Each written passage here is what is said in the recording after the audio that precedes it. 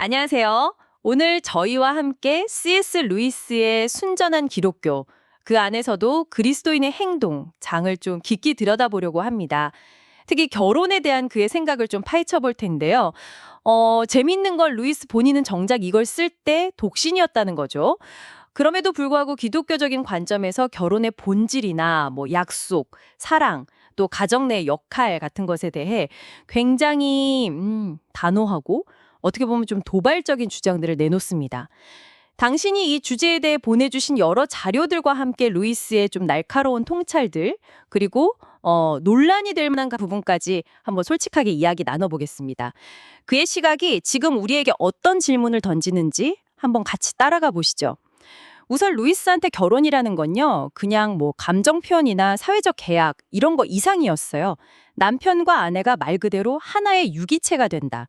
거의 뭐 생물학적인 수준의 결합 이렇게 보더라고요. 열쇠랑 자물쇠처럼요. 성적인 결합만 따로 떼서 생각하는 걸 음식 맛만 보고 뱉는 거라고 비유했는데 이거 좀 강렬하죠. 네, 그 비유가 좀 거칠게 들릴 수도 있겠지만 루이스가 강조하고 싶었던 건 이거 같아요. 결혼은 인간 존재의 모든 차원, 그러니까 영적인 거, 감정적인 거, 사회적인 거, 또 육체적인 것까지 다 합쳐진 완전한 연합을 목표로 한다는 거죠. 그에게 성은 이 전체 그림의 일부이지, 뭐랄까, 따로 떼어낼 수 있는 부품 같은 게 아니라는 거예요. 그래서 결혼이라는 틀 밖에서의 성적인 행위는 이 본질적인 설계를 좀 거스르는 행위다. 이렇게 본 거죠. 아, 그렇군요. 그리고 기독교 결혼관 하면 또 빼놓을 수 없는 게 영속성이잖아요. 평생 가야 한다는 거. 루이스는 이걸 정말 강조합니다. 이혼을 살아있는 몸을 자르는 수술에 비유할 정도였으니까요. 그 당시에도 이미 이혼이 좀 늘고 있었던 것 같은데 세상의 어떤 가벼운 접근 방식이랑 기독교적인 시각 사이에 근본적인 차이가 있다. 이걸 지적하는 거죠. 네, 맞아요. 그리고 여기서 주목할 점은 루이스가 결혼 서약을 정의의 문제로 연결시킨다는 거예요. 죽음이 갈라놓을 때까지 충실하겠다는 약속은 감정이 어떻든 간에 지켜야 할 의무라는 거죠. 아, 의무요. 그렇죠. 요즘처럼 사랑이 식었으니까 헤어져 가지 이런 생각은 약속의 본질을 좀 오해한 거다 이렇게 주장해요. 왜냐하면 약속이라는 건 변덕스러운 감정에 대한 게 아니라 우리의 행동에 대한 선언이니까요. 감정에 휘둘리지 말라는 뭐 그런 경고 같기도 하고요. 아, 이게 바로 그 유명한 두 종류의 사랑 이야기로 이어지는군요. 우리가 흔히 말하는 사랑에 빠진 상태 있잖아요. 그 열정적인 감정? 그거는 반드시 사그라든다고 루이스는 딱 잘라 말해요. 오히려 그 감정이 좀 잦아든 다음에 의지나 습관, 또 신앙인의 경우엔 신의 은총 같은 걸로 다져지는 더 깊고 안정적인 연합, 그 사랑이 진짜 결혼을 지탱한다고 하죠. 처음 설렘이 엔진 시동이라면 이 두 번째 사랑이 진짜 운행 동력이다. 뭐 이런 비유인데 근데 사실 첫사랑의 그 설렘이 영원하지 않다는 거를 인정하는 게 쉽진 않잖아요. 그렇죠. 하지만 루이스의 통찰은 바로 그 지점에 있는 것 같아요. 첫 감정의 흥분이 사라지는 걸 실패나 위기로 보지 말고 관계가 더 깊어지기 위한 자연스러운 단계로, 어떻게 보면 필요한 죽음으로 받아들이라는 거죠. 필요한 죽음이요. 네, 씨앗이 죽어야 식물이 자라듯이 그 짜릿한 흥분이 좀 가라앉아야 비로소 더 차분하고 지속적인 기쁨, 유대감 이런 게 자라날 공간이 생긴다는 거예요. 오히려 억지로 막 첫 감정을 붙잡으려고 애쓰는 게 관계를 망칠 수도 있다. 이런 역설적인 주장이기도 하고요. 자, 이제 가장 좀 민감하고 논쟁적일 수 있는 부분으로 넘어가 보죠.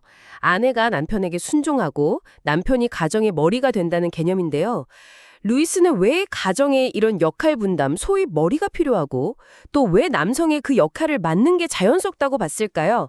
현대적인 관점에서는 상당히 좀 불편하게 들릴 수 있는 부분이에요. 네, 루이스는 한 두 가지 정도 논점을 제시하는데요. 첫째는 현실적인 필요성이에요. 가정이란 게 영구적인 연합인데 의견 충돌이 끝내 해결 안 될 때 이 교착 상태를 풀 최종 결정권자가 있어야 한다는 거죠. 누군가는 양보하거나 따라야 연합이 유지된다. 뭐 이런 논리예요. 아, 최종 결정권. 네. 그리고 둘째 이유는 좀 더 복잡한데 이걸 가정의 외교 정책에 비유해요. 그러니까 가정 외부 세계와의 관계에서 남성이 여성보다 공정성이나 객관성을 유지하는 데 더 적합할 수 있다는 주장인 거죠. 여성의 강한 가족 사랑이 때로는 자기 가족 이익을 외부인의 권리보다 좀 앞세우게 만들 수 있는데 남편이 이 균형을 잡고 외부로부터 가정을 보호하는 역할을 해야 한다. 이런 설명이에요. 그건 좀 물론 이건 그의 시대적, 문화적 배경 속에서의 관찰에 기반한 주장이라서 오늘날 이걸 그대로 적용하기엔 많은 논의가 필요하죠. 루이스 자신도 이게 뭐 절대적인 규칙이라기보다는 일반적인 경향성이다. 이렇게 덧붙이긴 합니다. 주장들은 오늘날 우리 생각과 좀 정면으로 부딪히는 지점들이 많네요.